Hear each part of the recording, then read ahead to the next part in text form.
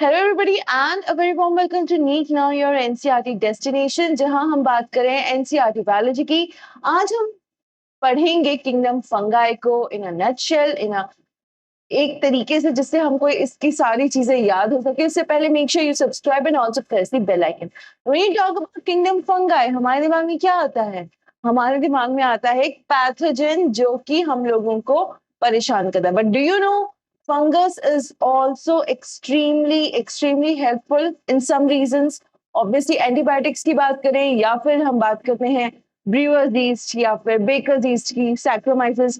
सो यहाँ पे कहीं ना कहीं हार्मफुल है, नो डाउट हार्मफुल है, बट हेल्पफुल भी है, तो उसी को समझते हैं। Plus what are the classes? Now kingdom fungi, the fungi constitute a unique kingdom of heterotrophic organism. Now, if we talk about fungus, they are all heterotrophic, none of them is autotrophic. In fact, इनको वहां से जहां ये पहले place थे plants में, वहां से निकाल के अलग किंगडम में डालने का रीजन ही यही था कि इन लोगों के पास डिफरेंट कैरेक्टरिस्टिक थी। लाइक सेल वॉल, सेल्यूलोज नहीं था, चिटिन था। Second, these were not autotrophic. Bacteria में भी आपको कुछ एग्जाम्पल मिल गए, आपको प्रोटिस्टा में भी कुछ एग्जाम्पल मिल गए जो फोटोसिंथेटिक हैं, बट यहाँ पे they are all heterotrophic and very good decomposers and parasites obviously.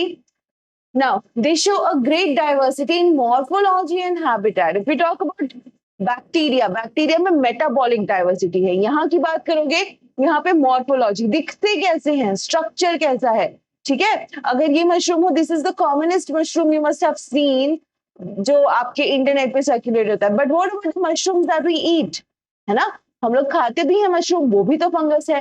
Plus आपकी ब्रेड मोल्ड पे होता है, ईस्ट होता है, they all are your fungus. But अगर आप उनको ध्यान से देखोगे सब अलग दिखते हैं, हैबिटेट भी सबका अलग अलग है। Seen on moist breads and rotten fruits, bread लेके आइए, 5-6 दिन ऐसे ही छोड़ दीजिए, बारिशों का सीजन है, उस पे एक तरीके से मोल्ड ग्रो करने लग जाएगी, कभी कभी ग्रीन कलर की होती है, कभी आपकी ब्लैक कलर की होती है, तो ये सारी चीजें उस पे ग्रो करने लग जाएंगी। Then obviously rotten fruits, sugar, जहां शुगर मिलेगा फंगस बहुत अच्छे से ग्रो करेगी। See they need 3 things, sugar, ये फिर भी नहीं भी होगा तो भी ठीक है, बट मॉइस्चर एंड वार्मथ, अगर ये दोनों चीजें मिल गई, the whole you can say कि fungus is going to grow beautifully. The common mushroom you eat and toadstool are also fungus. यानी फंगस सिर्फ आपकी ब्रेड मोल्ड या रॉटन फ्रूट्स पे नहीं है, जो आप खा रहे हो वो भी है। White spots seen on mustard leaves are due to a parasitic fungus. सरसों की पत्तियां, उन पे अगर आपने कभी व्हाइट स्पॉट्स देखे हो फैलते जाते हैं, वो भी एक पर्टिकुलर फंगस की वजह से होते हैं। Some unicellular fungi, example yeast, are used to make bread and beer. इसको हम baker's yeast as well as brewer's yeast, ये दोनों कहते हैं। जब हम क्लास 12 का chapter microbes in human welfare पढ़ेंगे तब आप ये डिटेल में देख पाओगे कि why they are known so and what is the importance of them. Apart from that, yeast जो है आपका, दैट इज यूनिसेल्युलर, ठीक है, एंड बाकी सब मल्टीसेल्युलर है, majority. East is one unicellular example जो आपको याद रखना है, ठीक है। Now other fungi cause disease in plants and animals. Wheat rust causing leukemia is an important example. Wheat rust, ठीक है, जो wheat का प्लांट होता है उसमें भी आपकी डिजीज कॉज करती हैं, जिसकी वजह से अगेन ये इंपॉर्टेंट एग्जाम्पल साइट किया गया है, leukemia. Some are the sources of antibiotics. Example penicillium. Obviously, इसको कैसे भूल सकते हैं हम? पेनिसिलियम नोटाटम, पेनिसिलियम क्राइसोजेनम, ये जो है आपकी पेनिसिलियम, ठीक है, इसी से हमें पहली हमारी एंटीबायोटिक मिली थी which is penicillin. Alexander Fleming को याद करिए, राइट, स्ट्रेप्टोकॉकस पे वर्क कर रहे थे, एक ग्रीन मोल्ड स्टार्ट हुई जहां पे वो बैक्टीरिया ग्रो नहीं कर पाया, सो ही अंडरस्टूड दैट अगर ये फंगस है, बैक्टीरिया ग्रो नहीं कर पाएगा। वर्ल्ड वॉर 1 में एक्सटेंसिवली यूज की गई थी पेनिसिलिन, जिसकी वजह से कई सारे लोगों की जानें बची थी। फंगाई आर कॉस्मोपॉलिटन, कॉस्मोपॉलिटन का मैं आपको पहले भी मतलब बता चुकी हूँ that they are present everywhere, whatever you can think of, ठीक है। air, water, soil, and on animals and plants. Whatever you can think of, fungus वहाँ पे आपको आराम से मिल जाएगी.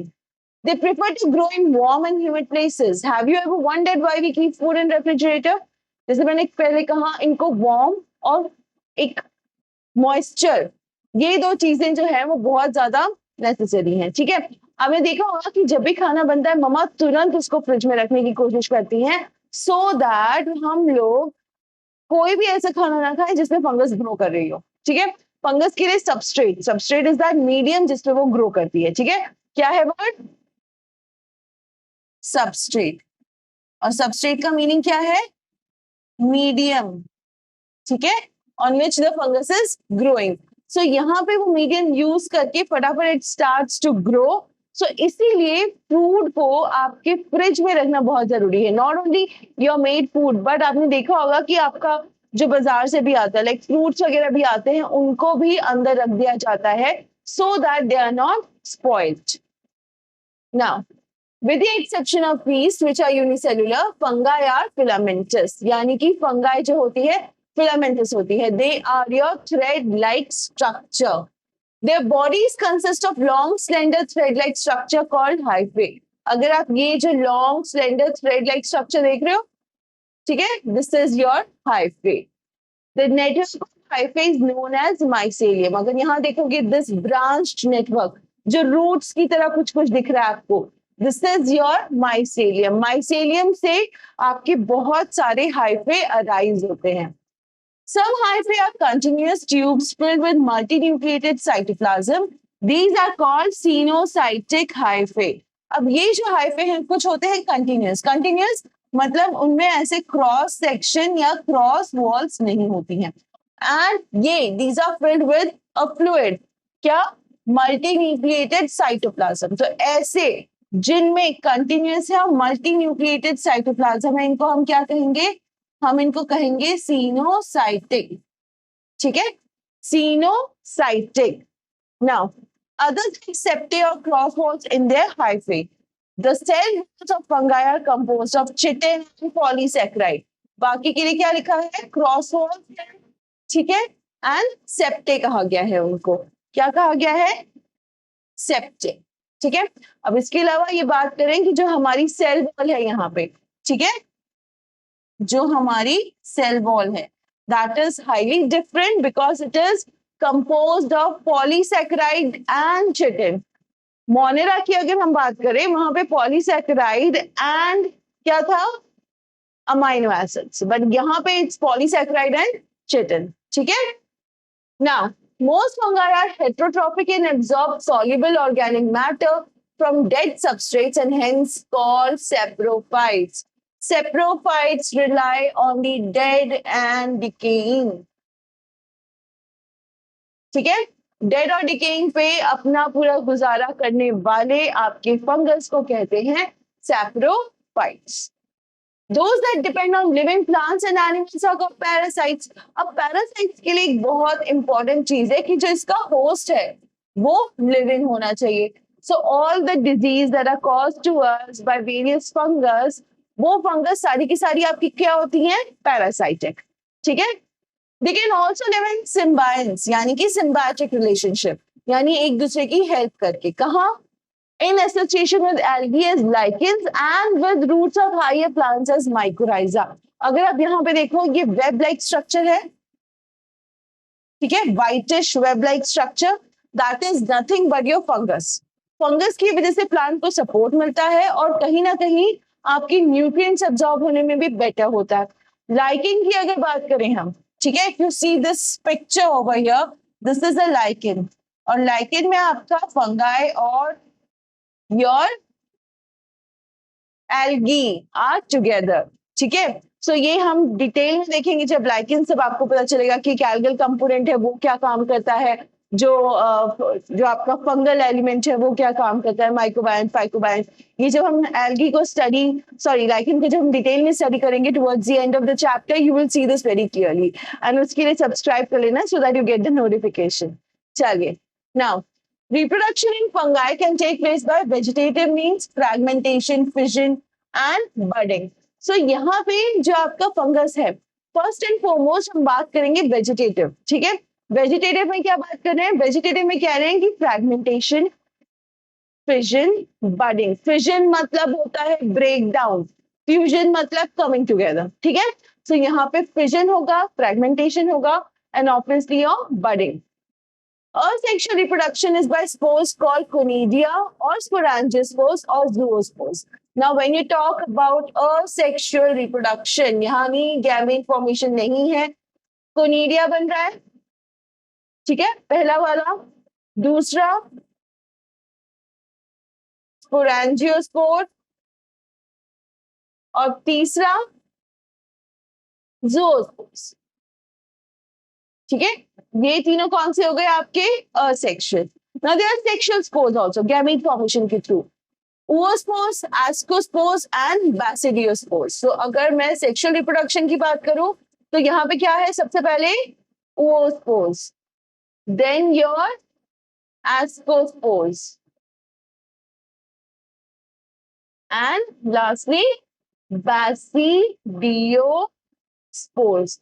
ये बैसिडियोस्पोर्स और जो एस्कोस्पोर्स है इसी के ऊपर हम कुछ क्लासेस भी देखेंगे, but first let's get done with this.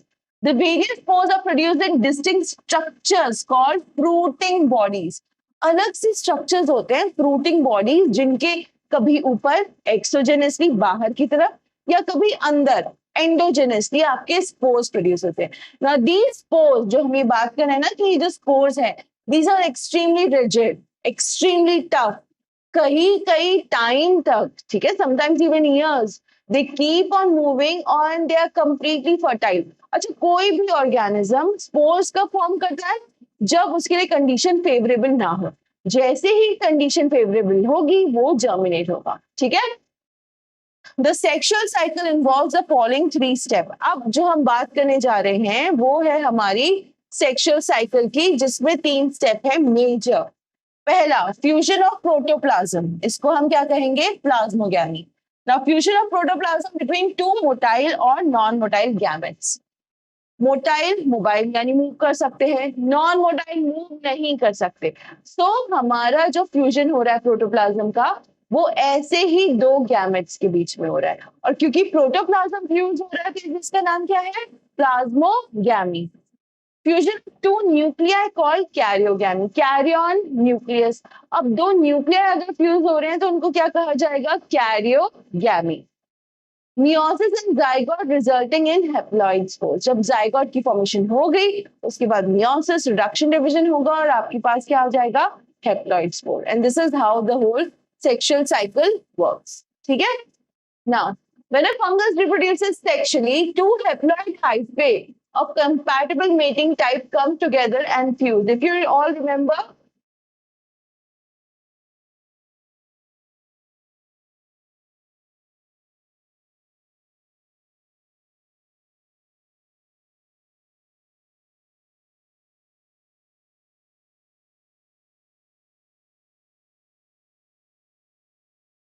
right?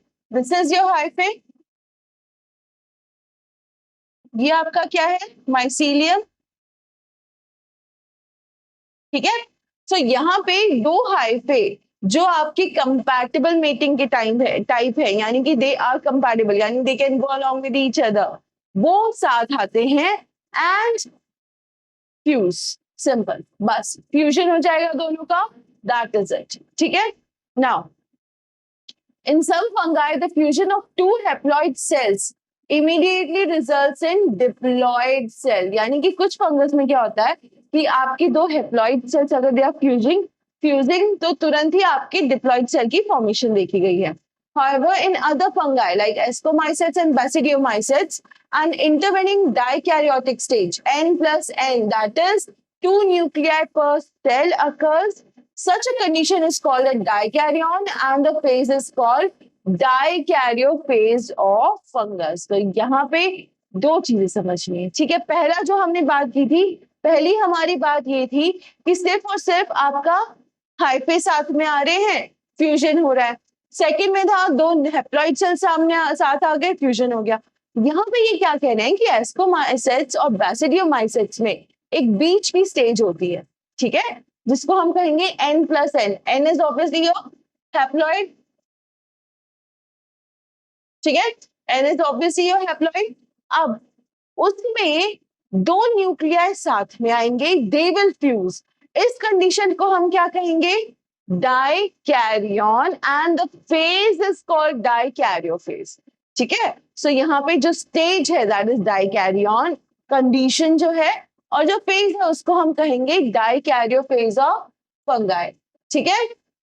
Now, later the parental nuclei fuse and the cells become diploid. यानी कि बाद में क्या होता है, जो आपका पेरेंटल न्यूक्लियाई है they have fused together, और जो मेरा सेल है, ठीक है, my cell has become diploid, यानी कि आपका 2N. ठीक है. The fungi form fruiting bodies in which reduction division occurs, leading to formation of haploid spores. Now, since already आपका क्या हो गया है, पेरेंटल न्यूक्लियाई फ्यूज हो चुके हैं, सेल्स हैव बिकम डिप्लॉइड, अब मियोसिस होगा, रिडक्शन डिविजन, जिसकी वजह से आपकी फॉर्मेशन ऑफ हैप्लॉइड स्पोर्स. ठीक है. The morphology of the mycelium, पहला, ठीक है, morphology of the mycelium, mode of spore formation and fruiting bodies. ठीक है, सो ये कौन सा है? पहला है मॉर्फोलॉजी, दूसरा मोड ऑफ स्पोर फॉर्मेशन, और तीसरा फ्रूटिंग बॉडीज. ये मेरे पैरामीटर्स हैं, ये मेरे बेसिस हैं, जिनके ऊपर मैं ये डिवाइस करूंगी कि फंगाई के क्लासेस कौन कौन से होने चाहिए. ठीक है. Now this is where we take a stop, because I know it is a lot to stimulate. काफी सारा समझना होगा. इसके आगे जो फंगस की क्लासेस है will see in the second lecture. Till then make sure that you understand all these points. थोड़ा सा जो रिप्रोडक्शन वाला पार्ट है वो कहीं ना कहीं कॉम्प्लेक्स है, तो उसको समझ लीजिए ताकि उसमें कोई दिक्कत ना आए. प्लाज्मोगैमी होगी आपकी, डाइकैरियन हो गया, ये थोड़ा सा आई कैन से बच्चों को समझने में हल्का सा टाइम लगता है. तो उसके लिए क्या करना है, उठानी है NCERT, just go through it. If you have any questions comments में पोस्ट करिए, will be more than happy to look after them. In case ऐसा होता है कि आपको लगता है कि हाँ कुछ और चीज समझ में आनी चाहिए, वो भी कमेंट डाउन करिए. ठीक है, but please make sure you read the NCERT. Also कहीं ना कहीं इसके क्वेश्चन जो भी मिलते हैं आपको द सेक्सुअल साइकिल स्पेसिफिकली, उसके ऊपर आप जितने क्वेश्चन हो सकते हैं सॉल्व कर लीजिए, so that it becomes clearer कि किस टाइप के क्वेश्चन आएंगे. ठीक है. So till we meet next time, wish you all very happy and great going time ahead. Keep reading, take loads of care of yourself, keep studying, keep smiling. Thank you.